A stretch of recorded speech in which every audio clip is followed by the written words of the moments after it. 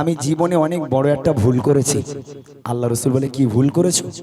বলি, ইয়া রাসূলুল্লাহ, আমি এমন একটা ভুল করেছি যে ভুলের কোনো ক্ষমা নেই, আমার আল্লাহ কখনো আমাকে ক্ষমা করবে না।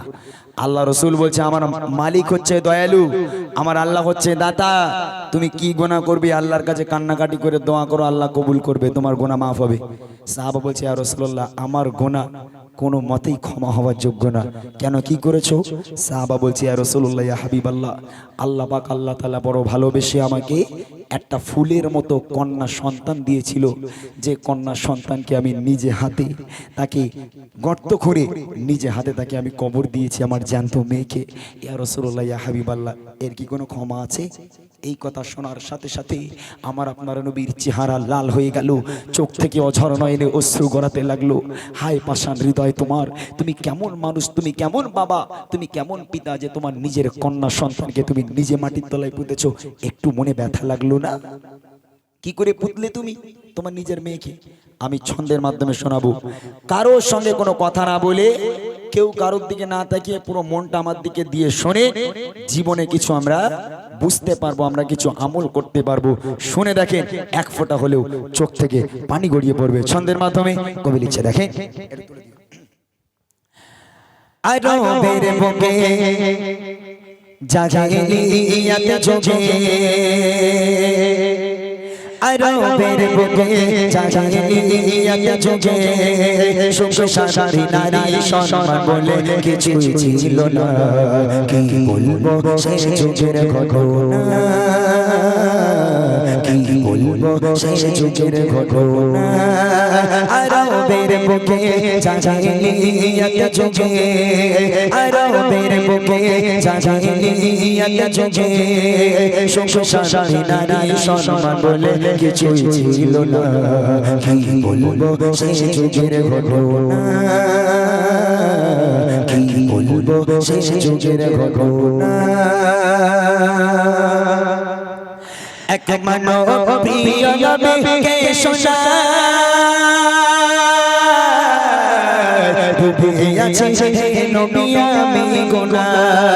এক মানব প্রিয় নবীকে শোনা,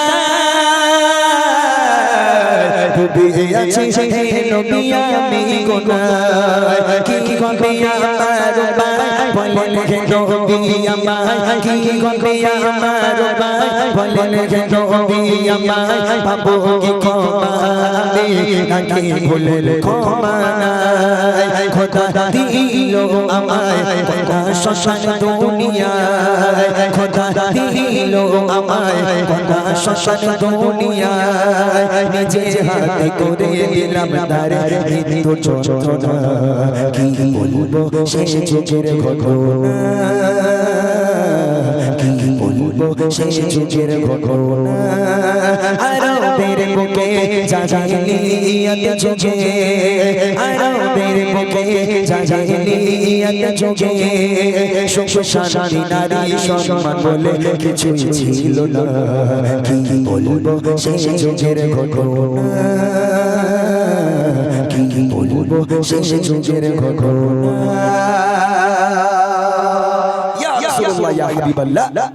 আমি বিদেশে কাজে যাব, ভালো করে শুনবেন। আগেকার মানুষেরা বাণিজ্যে যেত, বিদেশে কাজে যেত। ইয়া রাসূলুল্লাহ, আমি বিদেশে কাজে যাব, এমত অবস্থায় দেখলাম আমার স্ত্রী প্রেগনেন্ট, আমার স্ত্রী গর্ভবতী। আমার স্ত্রীকে আমি বলে গেলাম, হে আমার প্রাণপ্রিয় স্ত্রী, আমি 4 বছরের জন্য বাণিজ্যে যাচ্ছি, বিদেশে কাজে যাচ্ছি। আমি চলে যাবার পর যদি আমার পুত্র সন্তান হয়, ছেলে সন্তান হয়, সুখবরটা আমাকে দিও। আর যদি আমার কন্যা সন্তান হয়, খবর তোমার দেবার দরকার নেই, আতুর ঘরের মধ্যেই তাকে তুমি গলা টিপে শেষ করে দিও। মেয়ে সন্তান হলে যেন বাঁচিয়ে রেখো না। এই বলে স্বামী বিদেশে কাজে চলে গেল। চলে যাবার বেশ কিছুদিন পর ওই মা একটা সন্তান জন্ম দিল, যে সন্তান কন্যা, যে সন্তান যেখানে বাঘের ভয় সেখানে সন্ধে হয়। ওই মা সন্তান জন্ম দিল, একটা মেয়ে সন্তান। মা মেয়ের মুখের দিকে দেখছে, চাঁদের কোনার মতো জল জল করছে মুখ, একদম ফুলের মতো চেহারা। একটা মা যে মা 10 মাস পেটে ধরেছে ওই মা কি করে তার সন্তানের গলা টিপবে? হাউ হাউ করে মা কাঁদে, কিন্তু কোনো উপায় নেই। স্বামী বলে গেছে আমার সন্তান যদি মেয়ে হয় খবরদার বাঁচিয়ে রেখো না। তখন মা একটা বুদ্ধি খাটালো যে আমার স্বামী বিদেশে গেছে মানে 4 বছর বাড়ি আসবে না, এই 4 বছর যদি আমি আমার মেয়েকে বড় করি, আমার স্বামী যখন 4-5 বছর পর বাড়িতে আসবে এসে দেখবে মেয়ে বড় হয়ে গেছে, তখন আর মারতে পারবে না। বাচ্চা হলে মারতো, বড় হলে আর কেউ মারতে পারে? মা এই বুদ্ধি খাটিয়ে কারোর সঙ্গে কিচ্ছু বললো না, চুপি চুপি লালন পালন করতে লাগলো। বড় করতে করতে 4 বছর বয়স হয়ে গেল। এইবার দেখেন কি হচ্ছে, স্বামী চলে গেল কাজে বিদেশে, জন্ম দিল এক সন্তান বেশে। মা ভাবে ও গো মা ভাবে বাড়িতে যার পিতা নাই, লালন পালন করব মায়া মমতা। বাবাকে মানা জানিয়ে মেয়েকে বড় করে, বাবাকে মানা জানিয়ে মেয়েকে বড় করে। বেড়ে ওঠে কন্যা তখন 4 বছর পার করে। খেলছে কচি শিশু হেসে খেলে আঙিনায়, খেলছে কচি শিশু হেসে খেলে আঙিনায়। মা ভয়ে মরে স্বামী এলে বাঁচিয়ে রাখবে না, কি বলবো সেই যুগের ঘটনা, কি বলবো সেই যুগের ঘটনা। 4 বছর হয়ে গেল, হঠাৎ করে সেই বিদেশের স্বামী বাড়ি এসে হাজির। যেই বাড়ির দরওয়াজায় স্বামী পা রেখেছে, রাখার সাথে সাথে দেখছে উঠানে খেলা করছে একটা সুন্দরী মেয়ে। 4 বছর বয়স, একটা সুন্দরী মেয়ে হাসছে, খেলছে, দৌড়াদৌড়ি করছে। এখন বাপ ঘরে ঢোকার আগে দেখছে মেয়ে একটা বাড়ির মধ্যে। তখন বাপের মাথা আগুন হয়ে গেল, এ মেয়ে কার? কার মেয়ে? আমার বাড়িতে মেয়ে সন্তান কেন? ওই বাপ মেয়ে সন্তান পছন্দ করে না, আমার বাড়িতে মেয়ে সন্তান, ই কার মেয়ে? এরকম ভাবতে লাগলো। ভাবতে ভাবতে হঠাৎ করে মেয়ে দূর থেকে দৌড়ে দৌড়ে এসে জড়িয়ে ধরেছে। আব্বা, আব্বা আপনি ভালো আছে? আব্বা আপনি ভালো আছে? কতদিন হয়ে গেল আপনাকে দেখিনি, মায়ের মুখে আপনার কত কথা শুনেছি আব্বা, আমি আপনার কন্যা, আমার কথা কি আপনার একটু মনে পড়েনি? যেই বাপ বলে ডেকেছে, লোক গেছে রেগে আগুন হয়ে, একদম মেয়েকে হেঁচড়া টান মেরে সরিয়ে দিয়ে বাপ দরদর করে ঘরে চলে গেল। স্ত্রীর সঙ্গেও কথা বললো না, মেয়ের সঙ্গেও কথা বললো না। দেখেন রাগের মাথায় এবার কি হয়, কবি লিখছে,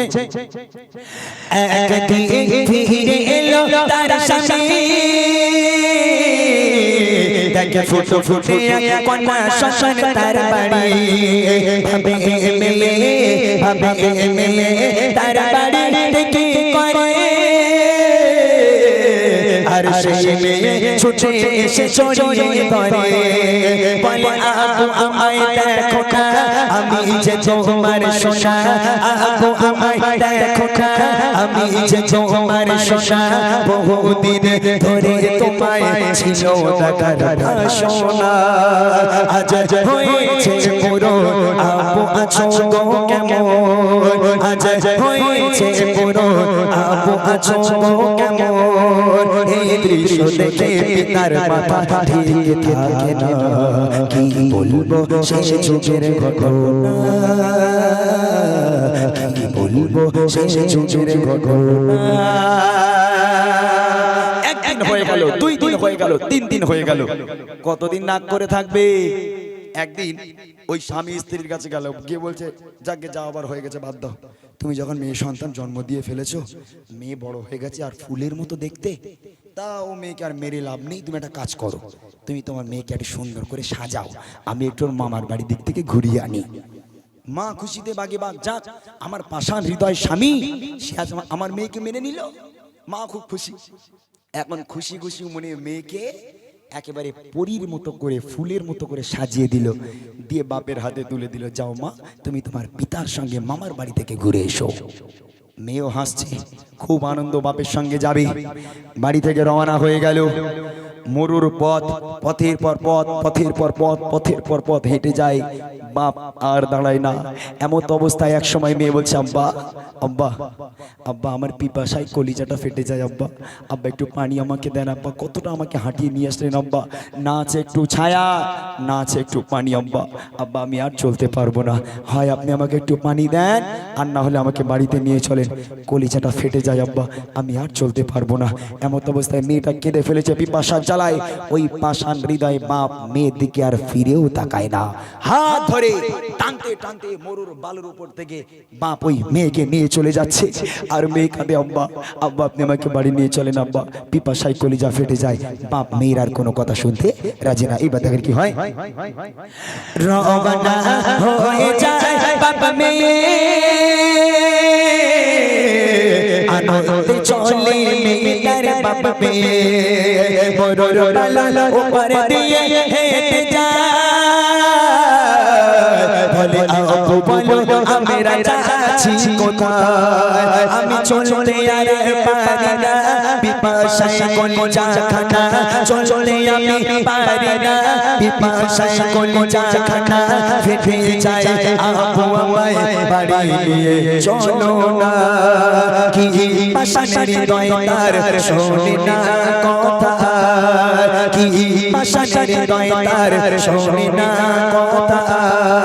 আব্বু আব্বু বলে কাঁদে মেয়ে, ফিরেও দেখে না, কি বলবো সে যুগের ঘটনা,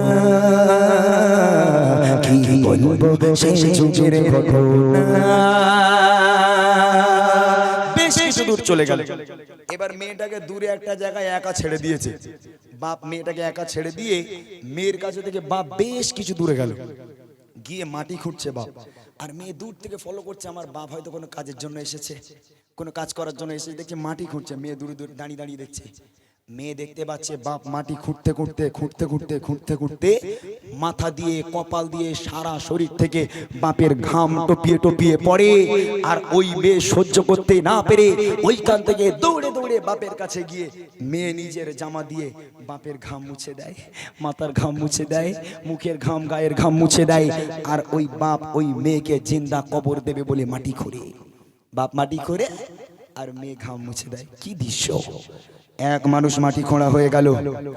এক মানুষ সমান মাটি খোঁড়ার পর এইবার গর্ত থেকে উঠে বাপ মেয়েকে মারতে শুরু করে দিল। আহা, 4 বছরের বাচ্চি, 4 বছরের কচি সোনা, বাপের মার কি আর সহ্য করতে পারি? এত মার মারি, এত মার মারি, বাচ্চাকে পুরো রক্তাক্ত করে দিল। মেয়ে চিৎকার করে, আব্বা আব্বা আপনি আমাকে মারছেন কেন আব্বা, আব্বা আমি কি দোষ করেছি আব্বা, আব্বা আপনি আমাকে মারছেন কেন আব্বা, আব্বা আমি আপনার মার সহ্য করতে পারছি না। বাপ মেয়ের কোনো কথা শুনতে রাজি নয়। এক হেসেরা টান দিয়ে গর্তের মধ্যে মেয়েকে ফেলে দিল। দেবার পর তারপরেও মারতে লাগলো। মারতে মারতে যখন মনের স্বাদ মিটলো না, এইবার ওই পিতা মাটিগুলো ফেলতে শুরু করে দিল। বাচ্চা মেয়েটা গর্তের মধ্যে, আর বাপ মাটি ফেলে। মাটি ফেলতে ফেলতে যখন গলা পর্যন্ত মাটির তলায় বাচ্চাটা চলে গেল, ফুলের মতো মুখটা মাটির উপরে ভেসে আছে। ওই মুখ নিয়ে আব্বা আব্বা বলে কাঁদে, আব্বা আব্বা আপনি আমাকে মারবেন না আব্বা, আপনি যদি না চান আমি কখনো আপনার বাড়িতে যাব না আব্বা, আপনি যদি না চান আমি কখনো আপনাকে আব্বা বলে ডাকবো না, আমি আপনাদের থেকে অনেক দূরে চলে যাব আব্বা, আব্বা আপনি আমাকে ছেড়ে দেন, আব্বা আপনি আমাকে মারবেন না, আমি কখনো আপনাকে আব্বা বলে ডাকবো না, আপনাদের থেকে দূরে চলে যাব। বাপ মেয়ের কোনো কথা শুনতে রাজি নয়। বাপ মেয়েকে মারতে থাকে আর মাটিগুলো গর্তের মধ্যে ভর্তি করতে থাকে। গলা পর্যন্ত মাটি দেওয়া হয়ে গেল। ওই কচি মুখটা মাটির উপরে ভেসে আছে। ওই কচি মুখ নিয়ে আব্বা আব্বা বলে কাঁদে।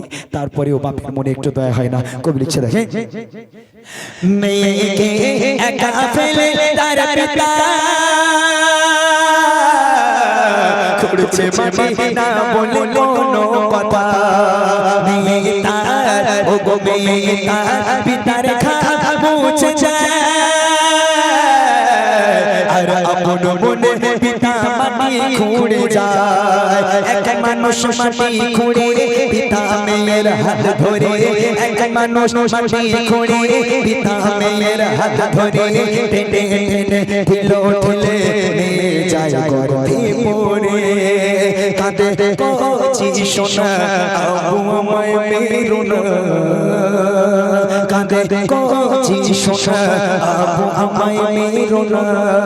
মাটি চাপা দিতে থাকে মেয়ে কথা শোনে না, কি বলবো সে যুগের ঘটনা। কি বলবো সেই যুগের ঘটনা।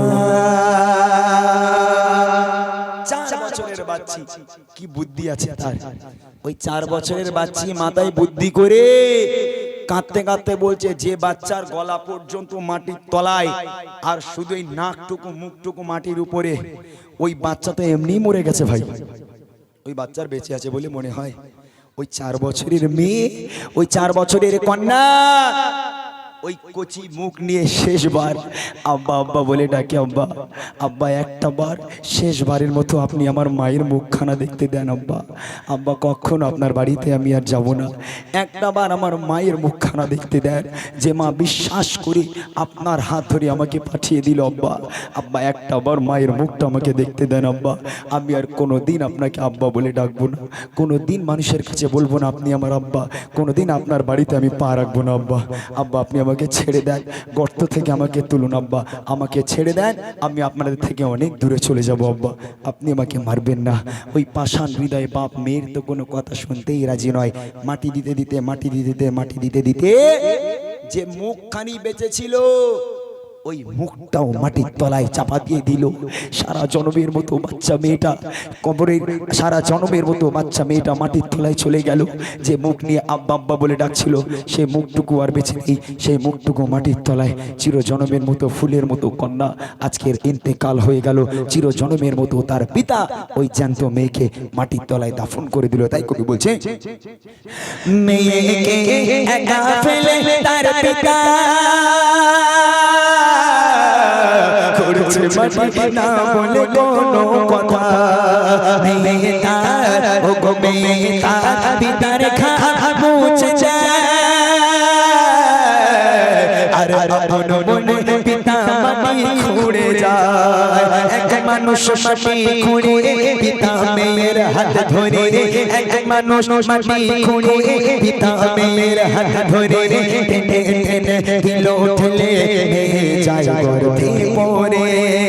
কাঁদে কচি সোনা আব্বু আমায় মেরো না, কাঁদে কচি সোনা আব্বু আমায় মেরো না। মাটি চাপা দিতে থাকে মেয়ে কথা শোনে না, কি বলবো সেই যুগের ঘটনা, কি বলবো সেই যুগের ঘটনা। আমি আমার মেয়েকে এইভাবে দাফন করেছি, এই গোনা আল্লাহ আমার কখনো মাফ করবে না। আমার নবী এত কান্না কেঁদেছিল, আমার নবীর চোখের পানিতে দাড়ি মোবারক ভিজে, রসুলের জুব্বা মোবারক পুরো একেবারে পানিতে ভিজে গেল। সেই দিন থেকে আমার নবী মেয়েদের সম্মানকে অনেক বাড়িয়ে দিয়েছে, মেয়েদের মর্যাদা আমার নবী নিজে বাড়িয়ে দিয়েছে। এবং নবী পাক বলেছে, যার বাড়িতে কন্যা সন্তান জন্ম নেবে আল্লাহ পাকের রহমত এবং বরকত তার বাড়িতে পরিপূর্ণ হয়ে যাবে। জোরে বলুন না সুবহানাল্লাহ। কত মানুষ আছে, কত শ্বশুর শাশুড়ি আছে, যদি হাসপাতালে বৌমা একটা কন্যা সন্তান জন্ম দেয়, মা ফোন করে দাইদা খবরদার যাবি না, এমা কান্না কি হয়েছে, বলে তোর মেয়ে হয়েছে, চেয়ে চলুন ছেলে মেয়ে হয়েছে, যাওয়ার দরকার নেই, ও বউর বাপ মা এসে ঠিক করলে ওখানে, খবরদার যাসনি। কারণ মেয়ে সন্তান হলে 3 লাখ টাকা চলে যাবে, আর ছেলে হলে তো আসতো। ওই জন্য শাশুড়ি বলে দিচ্ছে খবরদার মেয়ে হয়েছে যাবি নি, জানো ছেড়ে দে, ও মূর্তি দে ওখানে। আল্লাহ রসুল বলছে, তোমার বাড়িতে যদি